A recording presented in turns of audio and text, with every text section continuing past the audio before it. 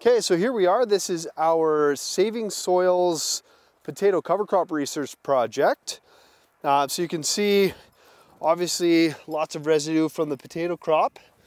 So what we've done here is post-harvest on potatoes, we came in and we tried a couple of different cover crop blends. The goal being to see what can we get established after potatoes are harvested that might help mitigate erosion effects. It's something, you know, when we do get those big Chinook winds, it can be a big issue. So we wanted to go in and just test a few options, see what works. So there's essentially two pieces to this trial. You can see this one. This is winter peas that have been direct seeded. So we've got the cover crop varieties. So we've got winter peas, we've got a blend of winter peas and winter oats, and we've got fall rye. Those are kind of our three primaries: winter peas, oats, and vetch. So for all the crops that all the cover crop blends that we used, all of them were direct seeded at a low rate and a high rate. And then all those blends were also broadcast at a low rate and a high rate. And the varieties that were broadcast, we went in and disked them in afterwards. So that's kind of the comparison. Do you direct seed after, or can you get away with broadcasting and then working the soil to kind of get them in there? So we've got some pretty good examples of all of them. So here's a fall rye that's been direct seeded, and it's, yeah, I mean, we couldn't have had a better year for seeding cover crops. Like, we're here, what is it, November 17th? November 20th.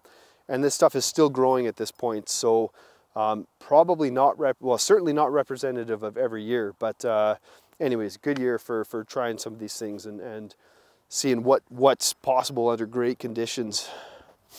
And then here we have the fall rye that's been broadcast and then disked in. So same thing, you know, you could Valmar it on, float it on, and we're looking at seed rates too, right? So, you know, what's going to be a challenge for next year's crop? What's going to be too robust? How low can you go and still get that control? Here's our oat pea blend, direct seeded. So you've got, yeah, a few of these are winter peas.